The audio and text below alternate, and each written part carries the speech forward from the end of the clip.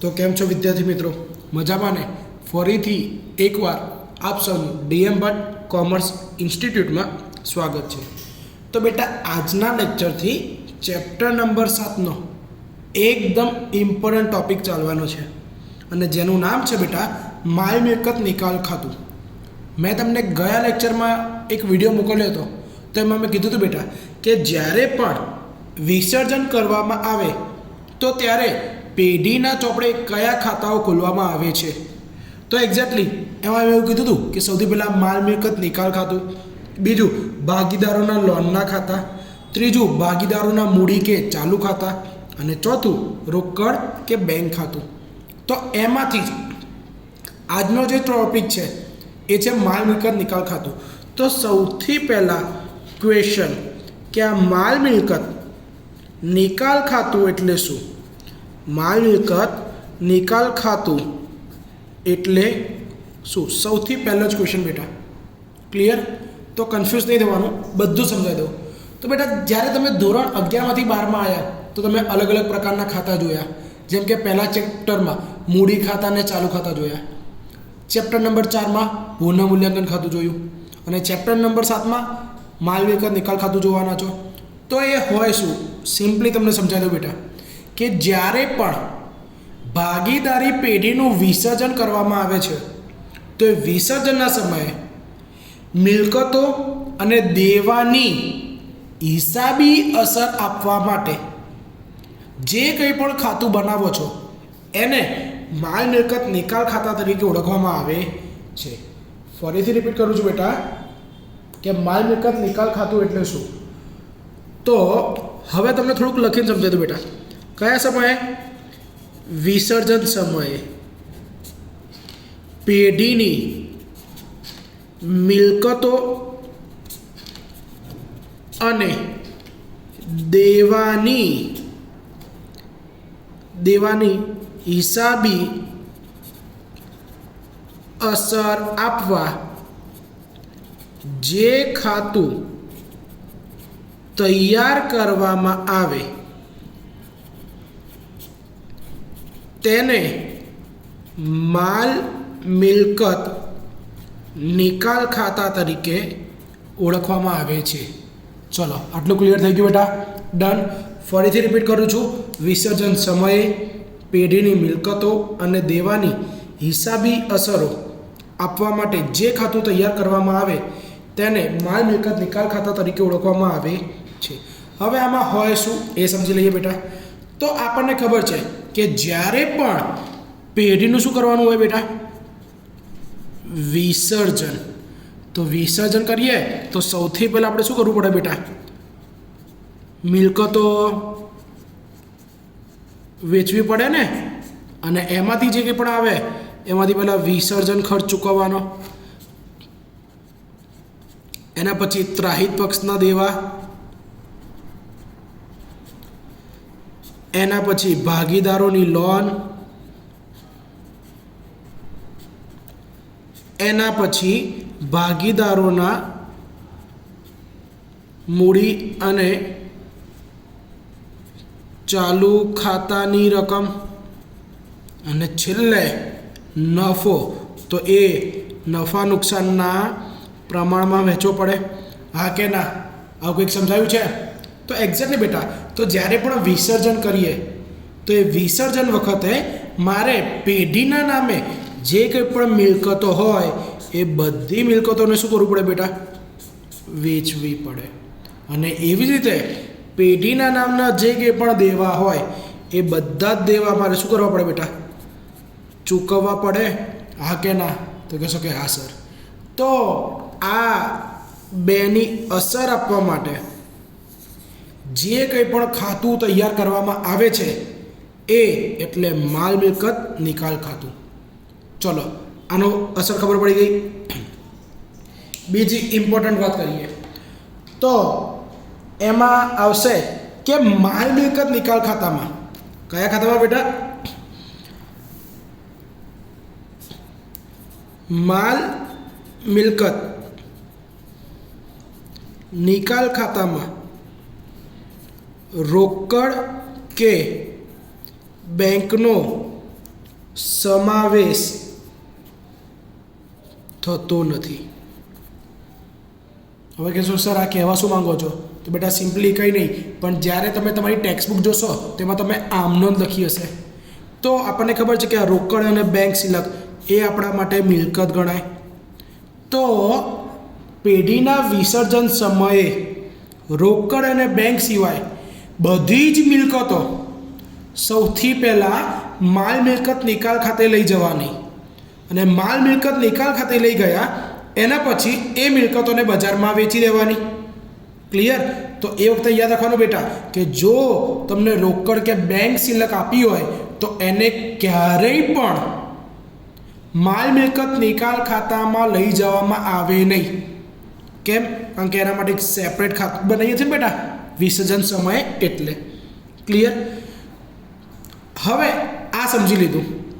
હવે એના પછી આપણે વાત કરીએ તો એમાં આપણે જોઈએ કે સૌથી પહેલાં મિલકતને લગતી આમ નોંધ. જ્યારે વિસર્જન સમયે પેઢી જોડે મિલકત હોય તો એની શું આમ નોંધ થાય એની વાત કરીએ. તો સૌથી પહેલી આમ નોંધ મિલકતને માલ મિલકત નિકાલ ખાતે લઈ જવામાં આવે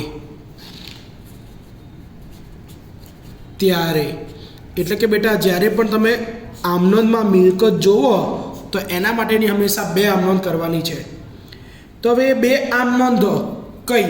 તો બેટા સૌથી પહેલાં આપણે એને માલ મિલકત નિકાલ ખાતે લઈ જઈએ છીએ તો પહેલી આમનોંધમાં યાદ રાખવાનું બેટા માલ મિલકત નિકાલ ખાતે ઉધાર તે જે તે મિલકત ખાતે જમા. રકમ જે આપી હોય એ લખી દેવાની. ખબર પડી ગઈ? સૌથી પહેલી આમ નોંધ માલ મિલકત હોય એને માલ મિલકત નિકાલ ખાતે લઈ જવાની. તો એની આમ નોંધ શું થશે બેટા?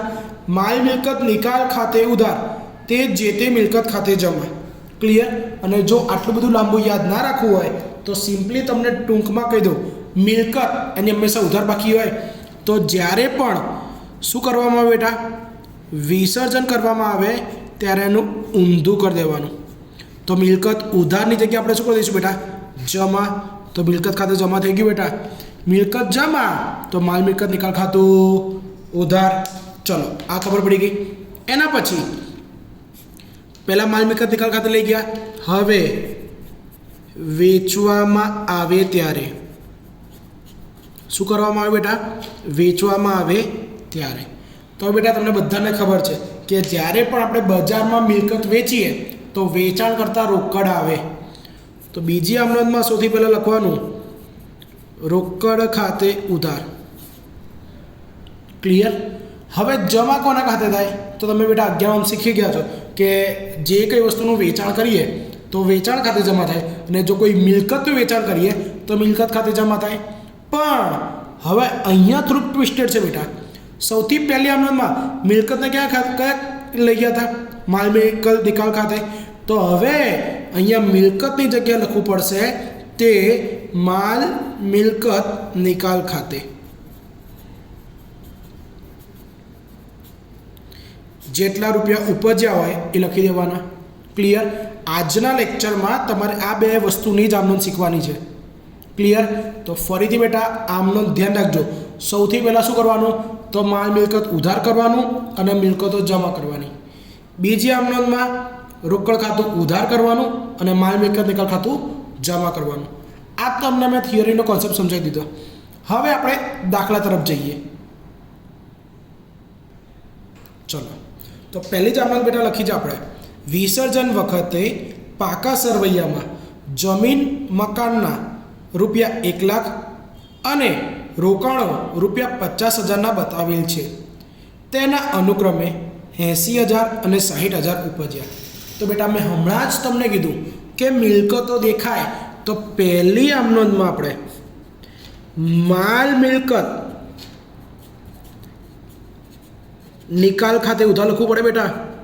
તો કહેશો કે હા સર, તો માલ મિલકત નિકાલ ખાતે ઉધાર.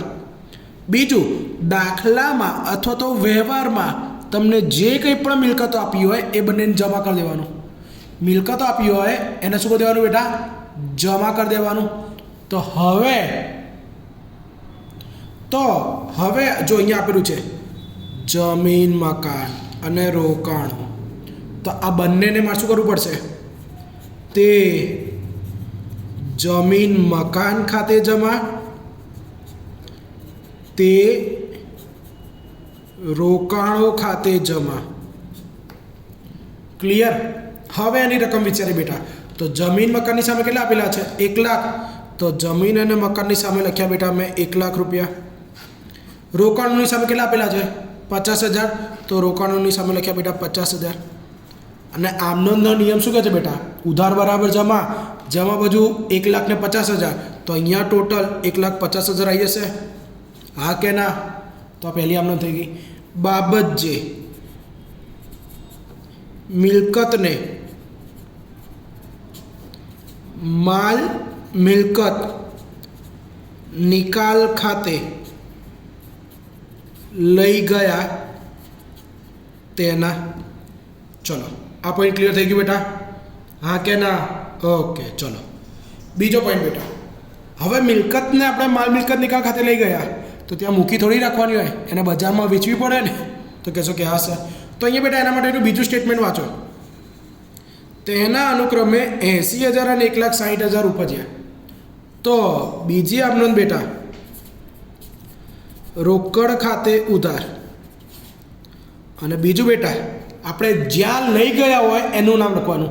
મિલકતોને ક્યાં લઈ ગયા હતા? માલ મિલકત નિકાલ ખાતે. તો મેં કીધું જ્યાં લઈ ગયા હોય એનું નામ, એટલે કે માલ મિલકત નિકાલ ખાતે. હવે કહેશો ત્યાં રકમ કેટલા રૂપિયા લખવાના? તો બેટા અહીંયા હું ટૂંકમાં જો તમને સમજાવું છું. મારી જમીન હતી બેટા 1 લાખ રૂપિયાની. જમીન હતી મારી 1 લાખ રૂપિયાની. બજારમાં વેચવા ગયો, મને મળ્યા 80,000. રોકાણો મારા હતા 50,000ના. બજારમાં વેચવા ગયો, મળ્યા 60,000. ટોટલ 1,40,000 રૂપિયા મળે છે એવું કહેવાય. હવે જોઈ કેમ ના? તો 8 ને 6 14.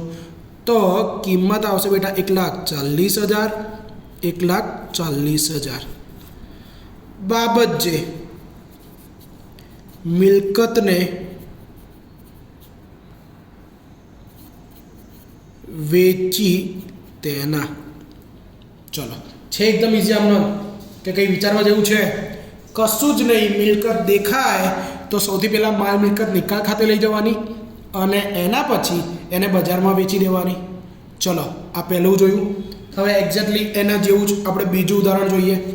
ચલો, તો બીજા ઉદાહરણમાં તમને એવું લખેલું છે બેટા, વિસર્જન સમયે પાકા સરવૈયામાં જમીન મકાન 8 લાખના અને રોકાણો રૂપિયા 2 લાખ દર્શાવેલ છે. તેના અનુક્રમે 9 લાખ અને 1,50,000 ઉપજ્યા. તો સૌથી પહેલાં બેટા બે મિલકતો આપેલી છે, જમીન મકાન અને બીજું રોકાણો. મિલકત આપેલી હોય એટલે તમારા માઇન્ડમાં એક જ વસ્તુની સ્ટ્રાઇક થવી જોઈએ કે પહેલાં માલ મિલકત નિકાલ ખાતે ઉધાર, તે જમીન મકાન ખાતે, તે રોકાણો ખાતે. ચલો, જમીન મકાન કેટલાના આપેલા છે? 8 લાખના. રોકાણો 2 લાખ. તો જમીન અને મકાનની સામે લખું છું બેટા હું 8 લાખ. રોકાણોની સામે લખું છું 2 લાખ. તો ટોટલ 10 લાખ રૂપિયા છે એવું કહેવાય કે ના કહેવાય? તો કહેશો કે હા સર.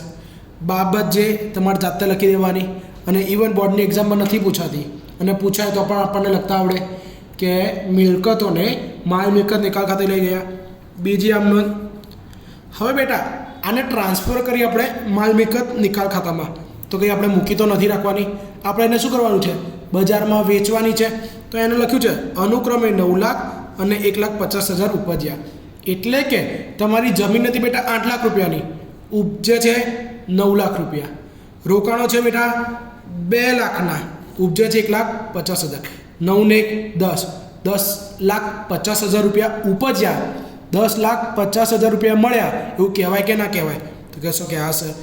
તો આમનો લખીએ બેટા, રોકડ ખાતે ઉધાર તે માલ મિલકત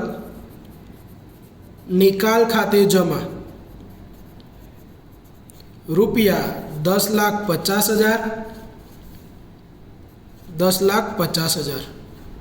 ચલો ક્લિયર બેટા? બીજું આવડે કે ના આવડે? ઓકે ચલો હવે ત્રીજો વ્યવહાર જોઈએ બેટા. તો ત્રીજો વ્યવહાર હવે થોડોક અલગ છે બેટા.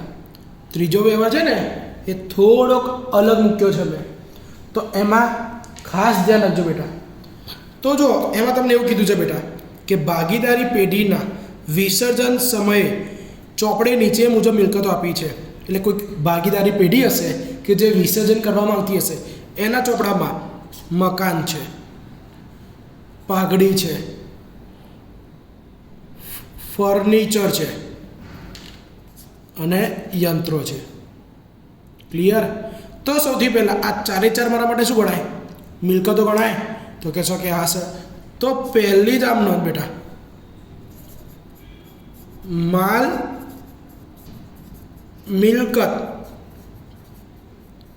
નિકાલ ખાતે ઉધાર તે મકાન ખાતે 2,00,000 રૂપિયા, તે પાઘડી ખાતે 20,000 રૂપિયા, તે ફર્નિચર ખાતે 40,000 રૂપિયા, તે યંત્રો ખાતે 30,000 રૂપિયા. ચલો આટલું મળી ગયું. હવે અહીંયા કિંમત શોધવાની.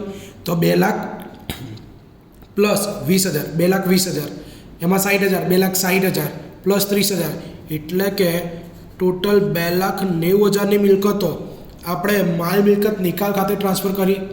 હા કે ના? હવે મૂકી તો રાખવાની ના હોય બેટા, એને બજારમાં વેચીએ તો સૌથી પહેલાં કેટલા રૂપિયા મળે છે એની વાત રાખીએ. મકાન હતું 2,00,000 રૂપિયાનું, મળે છે 2,20,000. પાઘડી હતી 20,000, પણ લખ્યું છે પાઘડીની કોઈ કિંમત ઉપજતી નથી, એટલે કે પાઘડીના કેટલા રૂપિયા મળે છે બેટા? 0 રૂપીસ. ફર્નિચર 40,000નું હતું, મળે છે મને 50,000. તો આ ભાઈ ટીકા નાખીએ. યંત્રો હતા 30,000, મળે છે શું લખ્યું છે? યંત્રોની ચોપડે કિંમત ઉપજે છે, એટલે કે ચોપડામાં 30,000 દર્શાવ્યા, તો યંત્રના બી કેટલા મળે છે બેટા? 30,000. તો અહીંયા ટોટલ 2,20,000 પ્લસ 50,000, 2,70,000 પ્લસ 30,000, 3,00,000 રૂપિયા ઉપજે છે. એવું કહેવાય કે ના કહેવાય? તો કહેશો કે હા સર. અને ઉપજે ત્યારની અમને તો આપણને ખબર હોવી જ જોઈએ બેટા કે રોકડ ખાતે ઉધાર તે માલ મિલકત નિકાલ ખાતે જમા રૂપિયા 3,00,000, રૂપિયા 3,00,000. હવે બેટા 3,00,000 કેમ ના આવ્યા એ હું અહીંયા પાછા લખી દઉં છું. સૌથી પહેલાં મકાન, તો મકાનના મળ્યા બેટા તમને 2,20,000. ફર્નિચરના મળ્યા બેટા તમને 50,000. યંત્રો ચોપડે કિંમત અહીંયા કેટલી છે? 30,000, તો અહીંયા પણ 30,000. અને છેલ્લે પાઘડીની કોઈ કિંમત ઉપજતી નથી. આ બધાનું ટોટલ કરશો એટલે તમને ટોટલ 3,00,000 રૂપિયા મળી જશે. ચલો આ વસ્તુ ક્લિયર થઈ ગઈ. ડન. ઓકે, હવે આગળનો વ્યવહાર કરીએ. ચલો હવે આ જે વ્યવહાર છે એ થોડોક ડિફરન્ટ છે બેટા બધા કરતાં. આમાં શું લખ્યું છે કે એક પેઢીના ચોપડે પાઘડી દર્શાવેલ નથી. જો પાઘડી દર્શાઈ ના હોય તો એને માલ મિલકત નિકાલ ખાતે લઈ જવાની નહીં. હું શબ્દ શું પ્રયોગ કરું છું? દર્શાવેલ નથી, તો માલ મિલકત નિકાલ ખાતે લઈ જવાની નહીં. માલ મિલકત નિકાલ ખાતે ના લઈ ગયા એટલે પહેલી અમને તો કરવાની નહીં. તો બીજા વાક્યમાં શું લખ્યું છે બેટા? પરંતુ વિસર્જન સમયે તેના વેચાણના રૂપિયા 35,000 ઉપજ્યા. છેલ્લો શબ્દ છે બેટા ઉપજ્યા. ઉપજ્યા એટલે કે મેં વેચાણ કર્યું છે એવું કહેવાય કે ના કહેવાય? હા કે ના? તો કહેશો કે હા સર વેચાણ કર્યું તો એક જ આપણે મેં યાદ રાખવાની કીધી છે, રોકડ ખાતે ઉધાર તે માલ મિલકત નિકાલ ખાતે જમા. તો જવાબ આવશે બેટા રોકડ ખાતે ઉધાર તે માલ મિલકત નિકાલ ખાતે કેટલા રૂપિયા આવશે બેટા? 35,000. 35,000. ખબર પડી ગઈ? ટૂંકમાં હું કહેવા એટલું માંગુ છું, જો એવું લખેલું કે દર્શાવેલ નથી તો પહેલી આમ નોંધ ન થાય અને કોઈ કિંમત ઉપજતી નથી તો બીજી આમ નોંધ ન થાય. ખબર પડી ગઈ? એટલે પાઘડીમાં તમને આ બે વસ્તુ જ આપેલી હોય, દર્શાવેલ નથી, કોઈ કિંમત ઉપજતી નથી, અને એક એવો વ્યવહાર દર્શાવેલ છે અને આટલા રૂપિયા ઉપજે છે, તેમાં બંને આમ નોંધ કરવી પડે. ક્લિયર? ડન. ચલો હવે એક્ઝેક્ટલી આગળનું ઉદાહરણ જોઈએ, આગળનો વ્યવહાર. તો આગળના વ્યવહારમાં તમને કીધું છે પેઢીના વિસર્જન સમયે પાઘડીની ચોપડે કિંમત ₹56,000 છે, તેની કોઈ કિંમત ઉપજતી નથી. શબ્દ જો બેટા, કોઈ કિંમત ઉપજતી નથી, બીજી આમ નોંધ થાય નહીં. બીજી ના થાય એટલે પહેલી આમ નોંધ કરવી પડે. તો પહેલી આમ નોંધ શું કરતા હતા આપણે? તો કે મિલકતને માલ મિલકત નિકાલ ખાતે લઈ જવાની. તો માલ મિલકત નિકાલ ખાતે ઉધાર તે પાઘડી ખાતે જમા ₹56,000. બોલો કોન્સેપ્ટ ક્લિયર થયો ને? શું મેં તમને શું કીધું? પાઘડીમાં છેલ્લો શબ્દ જે કંઈ પણ બે વ્યવહાર આપેલા હોય બંનેને વચ્ચેથી સ્લેશ મારીને અલગ અલગ ભાગમાં વહેંચી દો અને પછી તમને ઇઝીલી ખબર પડી જશે. ચલો હવે આગળ જોઈએ. એના જેવું જ લખ્યું શું છે બેટા કે પેઢીના વિસર્જન સમયે ચોપડે યંત્રો 2 લાખના બતાવેલા છે. ચોપડે 2 લાખના બતાવેલા છે તો પહેલાં એની આમ નોંધ લખી દેવી બેટા. માલ મિલકત નિકાલ ખાતે ઉધાર તે યંત્રો ખાતે જમા. ચોપડે દર્શાવેલા હોય તો એને મારે માલ મિલકત નિકાલ ખાતે લઈ જવાના. તો કહેશો કે હા સર, એટલે પહેલી આમ નોંધ કરી બેટા. અને બીજામાં શું લખ્યું છે? ચોપડે કિંમત ઉપજે છે, જેટલા રૂપિયા છે એટલા રૂપિયા જ ઉપજે છે. તો બીજી આમ નોંધ રોકડ ખાતે ઉધાર તે માલ મિલકત નિકાલ ખાતે જમા 2 લાખ. ચલો ખબર પડી ગઈ? ઓકે. આગળ શું કીધું છે? પરચુરણ મિલકતોની ચોપડે કિંમત 2,70,000 ઉપજ્યા 2,27,000. સૌથી પહેલાં ચોપડે કિંમત આપેલી હોય એટલે એને મારે માલ મિલકત નિકાલ ખાતે લઈ જવાનું. તો પહેલી આમ નોંધ બેટા માલ મિલકત નિકાલ ખાતે ઉધાર તે પરચુરણ મિલકતો ખાતે જમા 2,70,000. હવે શું કર્યું છે બેટા? ઉપજ્યા. ઉપજે ક્યારે? જ્યારે મેં શું કર્યું બેટા? વેચાણ કરીએ તો શું આવે? રોકડ. તો બીજી આમ નોંધ રોકડ ખાતે ઉધાર તે માલ મિલકત નિકાલ ખાતે 2,27,000. ચલો ખબર પડી ગઈ. અને છેલ્લું આ લેક્ચરનો છેલ્લો વ્યવહાર. ક્લિયર? શું લખ્યું છે બેટા? ચોપડે પાઘડી દર્શાવેલ નથી. ચોપડે પાઘડી દર્શાવેલ નથી. પહેલી આમ નોંધ નહીં કરવાની. છતાં વિસર્જન સમયે તેના વેચાણના 50,000 ઉપજ્યા. એટલે કે રોકડ ઉપજે એટલે વેચાણ, વેચાણ એટલે રોકડ. તો જવાબ શું આવશે? રોકડ ખાતે ઉધાર તે માલ મિલકત નિકાલ ખાતે જમા રૂપિયા 50,000. તો આજના લેક્ચરમાં આપણે મિલકતોવાળી આમનોંધ જોઈ. કઈ બેટા? મિલકતો. પણ આ મિલકતો કેવી સાદી હતી. હવે મળીશું આપણે નવા લેક્ચરમાં નવા ટોપિક સાથે. અને બેટા બીજી વસ્તુ, આ તમને જે કંઈ પણ વ્યવહાર કરાયો છે એ તમારું ઉદાહરણ નંબર 1 સ્વાધ્યાયમાં દાખલા નંબર 5 અને 6 માંથી વ્યવહાર લીધેલા છે. તો તમે તમારી ચોપડીમાં ક્વેશ્ચન આપેલા છે, ક્વેશ્ચન જોજો, પછી શાંતિથી સોલ્વ કરજો. ક્લિયર? કારણ કે આ ચેપ્ટર ટોટલ 8 માર્કમાં પૂછાય છે.